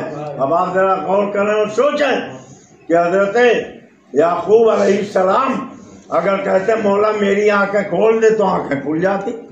حضرت یوسف علیہ السلام دعا کرتے مولا میرے والد کی آنکھیں کھول دے آنکھیں کھل جاتی. مگر نہ بیٹا دعا کر رہا نہ باپ دعا کر رہا. بیٹا اپنا کرتا شریف بھیج رہا. کیا بھیج رہا؟ کرتا شریف. اور کہا یہ میرا کرتا شریف لے جاؤ میرے والد محترم کے چہرے پہ ڈال دو ان کی آنکھیں کھل جائیں گی. ان کی آنکھیں کھل جائیں گی. اور سنو اللہ نے اس کو قرآن میں بیان کر دیا اذهبوا بقمیصی ھذا فالقوا علی وجہ ابیات بصیرہ. میری یہ قمیص لے جاؤ میرے والد کے چہرے مبارک پہ ڈال دو ان کی آنکھیں کھل جائیں گی. گویا قیامت تک کے مسلمانوں کو اللہ نے یہ عقیدہ دے دیا ہے کہ اللہ والے تو مشکل کشا ہوتے ہی ہیں. اللہ والے تو دافع البلا ہوتے ہی ہیں. اللہ والے تو حاجت روا ہوتے ہی ہیں. اللہ والوں کے دامن کرم سے جو کپڑا لگ جائے وہ بھی حاجت روا ہو جاتا ہے. وہ بھی مشکل کشا ہو جاتا ہے. وہ بھی دافع البلا ہو جاتا ہے. اور یہ عقیدہ اعلیٰ حضرت نے نہیں بلکہ قرآن نے ہمیں دیا. بولو کس نے دیا؟ دو سے بولو کس نے دیا؟ کہتے مصیبت کی گھڑی میں پریشانی کے وقت اللہ ہی کو پکارنا چاہیے اور کسی کو نہیں پکارنا چاہیے. کس کو پکارنا چاہیے؟ اللہ ہی کو. مگر آپ یاد کیجئے آج کے زمانے میں تو ہمارے ظفر بھائی نے ہوائی جہاز کا ٹکٹ بھیج دیا. طبیعت زیادہ خراب تھی 5 پوائنٹ خون تھا. ڈاکٹر نے کہا نہ جاؤ لیکن انہوں نے دوسرا ٹکٹ بھیج دیا اور میں فلائٹ پہ سوار ہو کے یہاں پہنچ گیا. مگر اگلے کے زمانے میں جب کسی کو کہیں سفر میں جانا ہوتا تھا تو مہینوں پہلے سے تیاری ہوتی. فلاں تاریخ کو فلاں وقت ایک قافلہ مدینہ طیبہ جائے گا. جتنے جانے والے ہیں سب تیار ہو جائیں. لوگ تیار ہو جاتے تھے کہ چور ڈاکو لٹیرے مل جائیں تو سب مل کے مقابلہ کریں. سب ان کا مقابلہ کریں تیار ہو جاتے. ایک مرتبہ حضرت سفینہ اور صحابہ اور دوسرے لوگ چل پڑے. چلتے چلتے جنگل آ گیا. کسی ضرورت کے تحت حضرت سفینہ جنگل میں رک گئے. استنجا وضو یا نماز کوئی ضرورت نہیں ہوئی. اور جب ضرورت سے فارغ ہوئے تو دیکھا قافلہ جا چکا کہیں پتہ نہیں. تو حدیث پاک میں ہے حضرت سفینہ نے دیکھا کہ قافلہ نظروں سے اوجھل کہیں پتہ ہی نہیں ہے. ابھی تھوڑی دور اور چلے تھے کہ جھاڑی میں سرسراہٹ پیدا ہوئی اور جب جھاڑی ہلی تو دیکھا شیر ببر. کون ہے؟ کون ہے؟ شیر ببر. حضرت سفینہ کو دیکھ رہا ہے. اگر کہیں جنگل میں شیر سامنے آ جائے تو کیا حال ہوگا؟ تقریباً فہم کے لیے سمجھو ایک پہاڑی تھا, کہیں انٹرویو دینے کے لیے آیا کہ مجھ کو رکھ لیجیے, میں بہت بہادر ہوں. کہا تم بہادر ہو؟ کہا ہاں. اچھا ٹھہرو, کھڑے ہو جاؤ. کھڑا ہو گیا. اس نے اپنے رائفل میں گولی بھری اور کہا میں 1 2 3 کہوں گا, اگر اپنی جگہ سے ہلے نہیں میں فائر کر دوں گا تو میں سمجھ لوں گا تم بہادر آدمی ہو اور تمہیں رکھ لوں گا. 1 2 3 کہہ کے اس نے فائر کر دیا. تھوڑا بچا کے فائر کیا تو آستین پھٹ گئی مگر اس کا ہاتھ بچ گیا. اب اس کے بعد اس نے کہا کہ ہاں بھائی واقعی تم اپنے وعدے پر قائم رہے اور تم اپنی جگہ سے ہلے نہیں, میں نے تمہیں رکھ لیا. لو 1 آنا پیسہ لے لو, یا آستین جو پھٹ گئی ہے اس کو جا کے ٹھیک کروا لو. تو اس پہاڑی نے کہا جناب محترم اگر دینا ہے تو 1 آنا نہیں 2 آنا دیجیے. کہا کیا مطلب؟ کہا 1 آنے میں آستین سے ٹھیک ہوگی اور دوسرا آنا جو آپ دیں گے اس سے پینٹ کے دھلوائی کرے گا. اس لیے کہ خالی ہلے ہی تو نہیں تھا, بقیہ سب کچھ ہو گیا تھا. تو اگر کہیں جنگل میں شیر کا سامنا ہو جائے تو کیا ہوگا؟ اب شیر حضرت سفینہ کو دیکھ رہا, حضرت سفینہ شیر کو دیکھ رہے ہیں اور حضرت سفینہ نے شیر کو دیکھا, شیر نے حضرت سفینہ کو دیکھا تو حضرت سفینہ ڈرے نہیں, گھبرائے نہیں, بلکہ انہوں نے بات کہنا شروع کر دیا. کیا بات کہا؟ یا ابل حارث انا مولا رسول اللہ صلی اللہ علیہ وسلم, اے جنگل کے بادشاہ میں رسول اللہ کا غلام ہوں, میں رسول اللہ کا غلام ہوں. اور جیسے اتنا کہا وہی شیر جو لقمہ تر بنانا چاہتا تھا اب تم ہلاتے ہوئے آگے آگے جا رہا. سفینہ اس کے اشارے پر پیچھے پیچھے چل رہے اور لے جا کے قافلے سے ملوا دیا. پتا چلا کہ کہتے ہیں مصیبت کی گھڑی میں پریشانی کے بعد صرف اللہ کو پکارنا چاہیے. اب جنگل میں شیر سامنے موجود ہے, حضرت سفینہ رضی اللہ تعالیٰ عنہ کے سامنے شیر کھڑا ہوا ہے. اس سے زیادہ مصیبت کا وقت کون ہوگا مگر ایسے سنگین موقع پر بھی صحابی رسول اللہ کے رسول کا نام لے رہے ہیں. انا مولا رسول اللہ صلی اللہ علیہ وسلم. گویا پتا چلا کہ اعلیٰ حضرت نے جو ہمیں عقیدہ اور مسلک دیا ہے وہ نیا نہیں ہے بلکہ 1400 سال پرانا.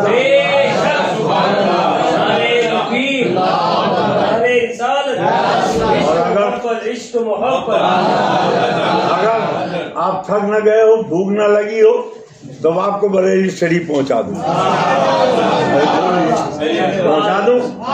پہنچا دوں. بریلی شریف سرکار مفتی اعظم نائب غوث اعظم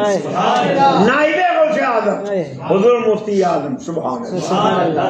میں ایک مرتبہ نادیڑ گیا تو فلائٹ میں کچھ وقت تھا. عبداللہ نام کے ایک صاحب تھے, انہوں نے کہا کہ حضرت ابھی ٹائم ہے, میرا گھر قریب میں ہے, چل کے دوپہر کا کھانا کھا لیجیے اور پھر جب وقت ہوگا تو ہم آپ کو لا کے ایئرپورٹ پہنچا دیں گے. ہم نے کہا بہت اچھی بات. ان کے گھر چلے گئے, انہوں نے کھانے پینے کا اور پھر ڈرائی فروٹ وغیرہ کا بہت پرتکلف انتظام کیا. میں نے ان سے پوچھا کہ عبداللہ بھائی آپ کہاں کے رہنے والے ہیں؟ کہا میں گجرات کا رہنے والا ہوں, میمن جماعت سے میرا تعلق ہے. میں نے کہا آپ کس کے مرید ہیں؟ تو جب مرید کا نام سنا تو ان کا چہرہ چمکنے لگا. میں نے پوچھا کچھ بتائیں. کہا میں نائب غوث اعظم سرکار مفتی اعظم کا سرکار مفتی اعظم کا مرید ہوں. یہ اپنی خود بات بتا رہا ہوں میں آپ کو, مفتی اعظم کا مرید ہوں. اور پھر ان کے آنکھ میں آنسو جھلملانے لگے. میں نے کہا ابھی تو خوش تھے, اب آنسو کیوں جھلملا رہے؟ تو کہنے لگے میرا یہ بچہ محمد آصف بہت ہٹا کٹا ماشاء اللہ ہمارے شہزاد بھائی کی طرح, وہ کانگریس کا نیتا تھا, وہ کھڑا تھا وہیں سامنے. کہا یہ 6 سال کا تھا, اس کو فالج کا عارضہ ہو گیا, پولیو زیادہ ہو گیا, گھسیٹ گھسیٹ کے چلتا تھا. تمام ڈاکٹروں کو دکھایا, علاج کیا مگر کسی دوا سے فائدہ نہیں ہوا. تو ہمارے گھر پر نے یہ مشورہ کیا کہ خطب عالم نائب غوث اعظم سرکار مفتی اعظم کے پاس چلو, انہی سے دعا کرائی جائے.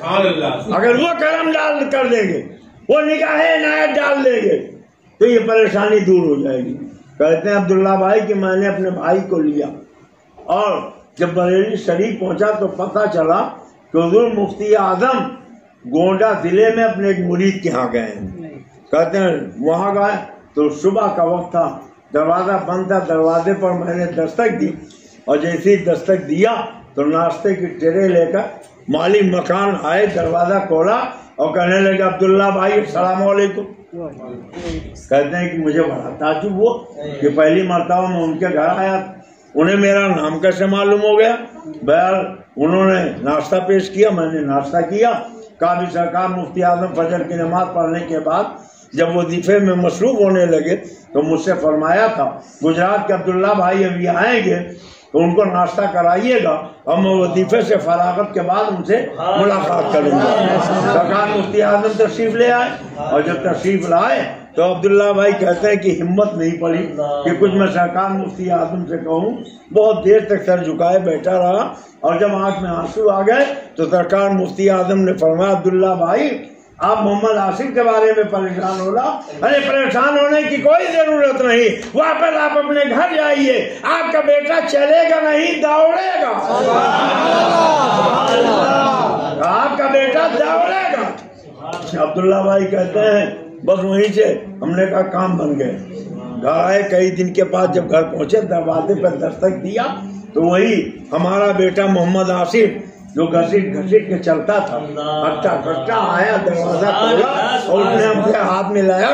ہم نے کہا بیٹے میں کیا دیکھ رہا ہوں. کہا 3 دن پہلے ایک نورانی شکل و صورت والے صبح صبح یہاں تشریف لائے تھے, اپنا دستے پاک انہوں نے میرے چہرے پر پھیر دیا تھا اور اسی وقت میری ساری بیماری دور ہو گئی. اللہ نے مجھے شفائے کامل عطا کی.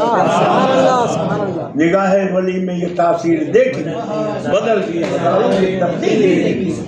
آپ بولا ایک جگہ پرال میں خاندیش کے علاقے میں ایک مرتبہ میں تقریر کے لیے گیا تو وہاں جنہوں نے بلایا تھا ان کا نام محمد عابد تھا.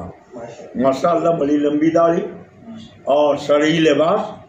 جب ٹرین سے میں اترنے لگا تو آگے بڑھ کے انہوں نے مصافحہ کیا, دستبوسی کی اور اٹیچی ہمارے ہاتھ سے لے لیا. ہم نے کہا نہیں حضرت رہنے دیجیے, ہلے چلاؤ. کہا نہیں آپ ہمارے مہمان ہیں, ایسا کیسے ہو سکتا.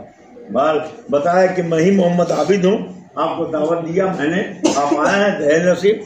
گھر لے کر گئے تو ان کے والد بھی مہمان سے محمد ہارون نام تھا. میں نے ان سے پوچھا کہ ہارون بھائی یہ بتائیے کہ آپ کس کے مرید ہیں. رونے لگے. ہم نے کہا ہم نے آپ کو پیر کے بارے میں پوچھا ہے, آپ رو کیوں رہے.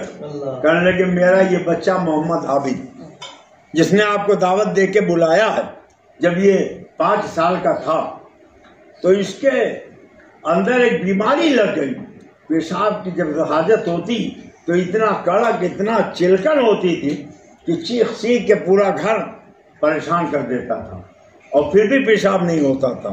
ہم لوگ پریشان ہو گئے, تمام ڈاکٹروں کو دکھایا, علاج کرایا, جانچ کرائی, مگر کوئی فائدہ نہ ہوا. اسی بیچ میں سرکار مفتی اعظم تشریف لے آئے اور جہاں سرکار مفتی اعظم آئے تھے میں وہاں پہنچا اور پہنچنے کے بعد تب پورا کمرہ بھر گیا تھا. جہاں جوتے اتارے جاتے تھے تھوڑی سی جگہ وہاں مل گئی, میں وہاں جا کے بیٹھ گیا. اب میں انتظار کر رہا ہوں کہ میری باری آ جائے تو میں بھی اپنی مصیبت بیان کروں. کہتے ہیں کہ ٹائم ہی نہیں مل رہا, پہلے آگے جو لوگ ہیں وہی اپنی حاجت بیان کر رہے ہیں. آنکھ میں آنسو آ گئے اور جب آنکھ میں آنسو آئے تو ہارون بھائی کہتے ہیں کہ ایک بار سرکار مفتی اعظم نے سر مبارک کو اٹھایا اور فرمایا ہارون بھائی آپ پریشان کیوں ہوتے ہیں, گھر چلیے, ابھی آدھے گھنٹے بعد ہم آپ کے یہاں آتے ہیں. دوڑ کے گھر گیا, پورا گھر صاف کیا اور صاف کرنے کے بعد ناشتے واسطے کا انتظام کیا. آدھا گھنٹہ بیتا تو سرکار مفتی اعظم احباب کو لے کر آ گئے. میں نے ناشتہ پیش کیا تو بجائے ناشتہ کرنے کے سرکار مفتی اعظم نے فرمایا کہ ہارون بھائی وہ آپ کا بیٹا عابد کہاں ہے. کہتے ہیں اندھا کیا چاہے جو آنکھیں, اب میں تو یہی چاہتی تھا. جا کے اٹھا رہا ہے تو کہا یہ تو بہت کمزور ہو گیا, خالی ہڈی چمڑا رہ گیا, کیا معاملہ ہے.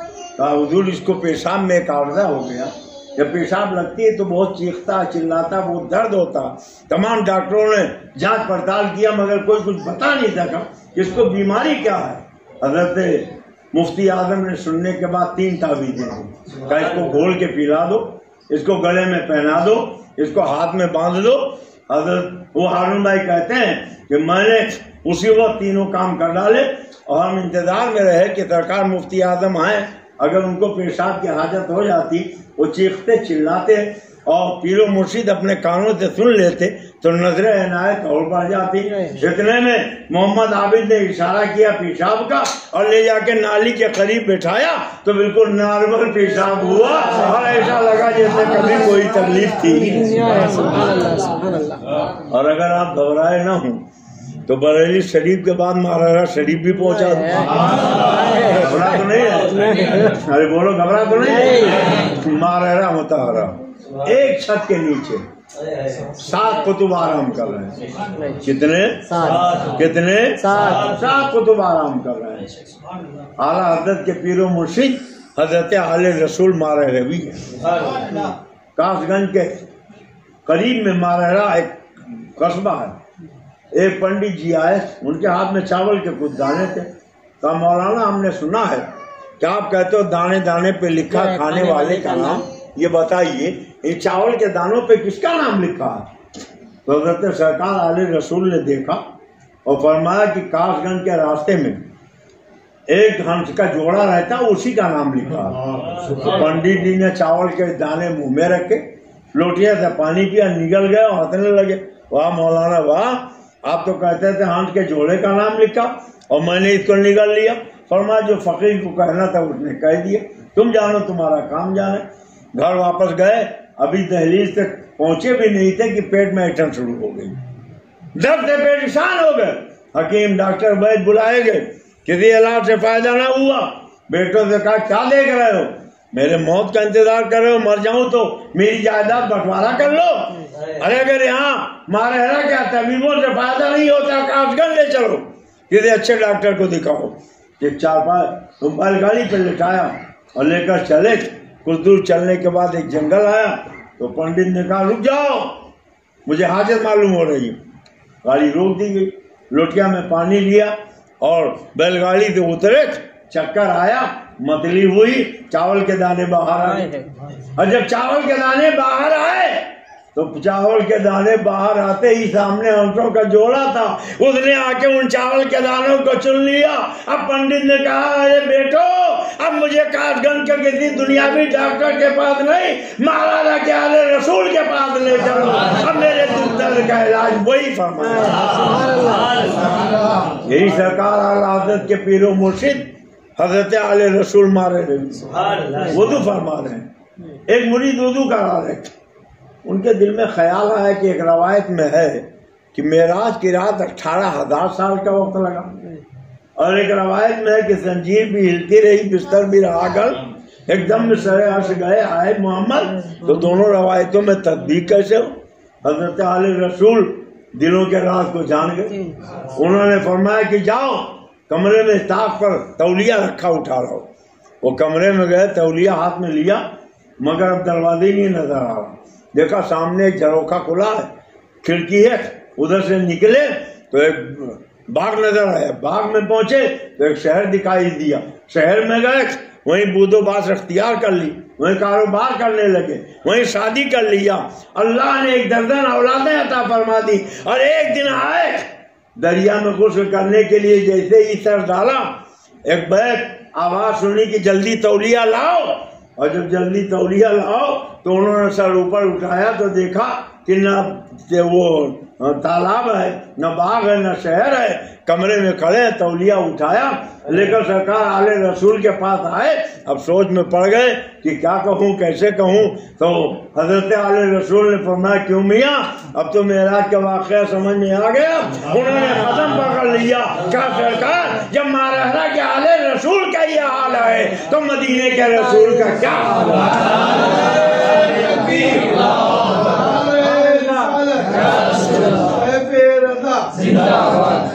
مارہرا شریف کے سجادہ نشین کا نام آپ جانتے ہو؟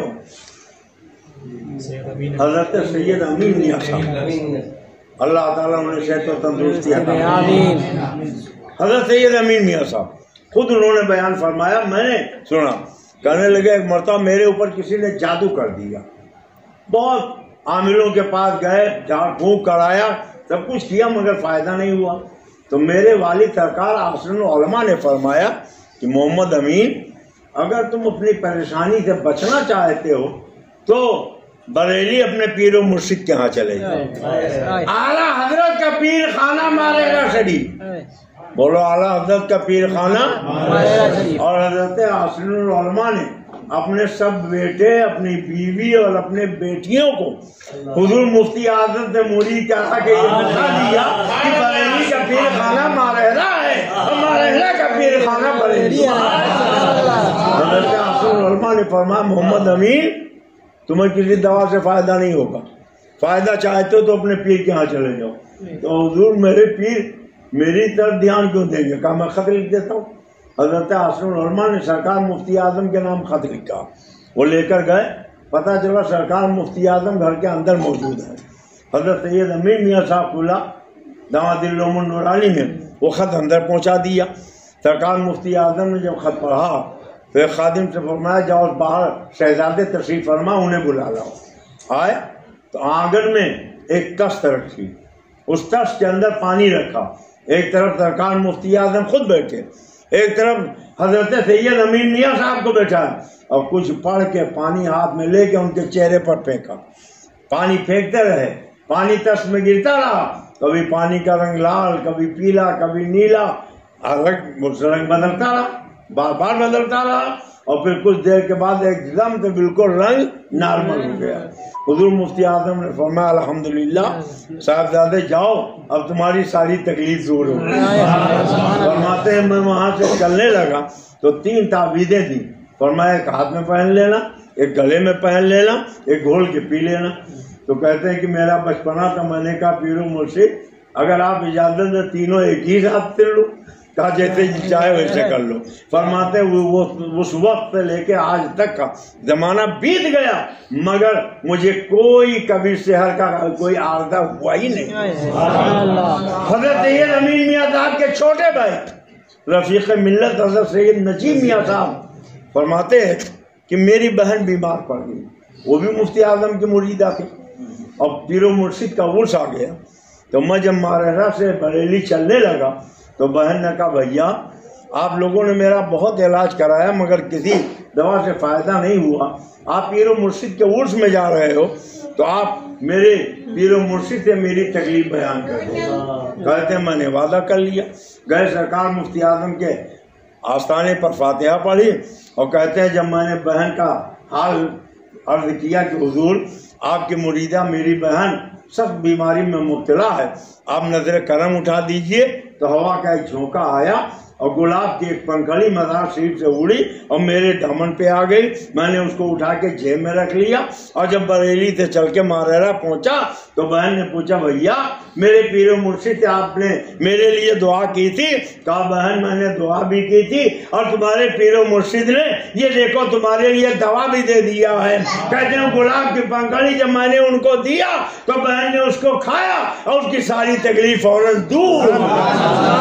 لکھا ہے ولی میں تاثیر دیکھی بدلتی ہزاروں کی تقدیر دیکھی. کاش وقت ہوتا تو اپنے بزرگوں کے اور بھی بہت سی باتیں میں آپ کو بتاتا. بہرحال اللہ تبارک تعالیٰ ہم اور آپ کو مسلک اعلیٰ حضرت پر چلنے کی توفیق عطا فرمائے. میں آپ سب کا بہت بہت شکریہ ادا کرتا ہوں. کھڑے ہو جائیے اپنے آقا کے دربار میں کھڑیے درود و سلام پیش کیجیے. یا نبی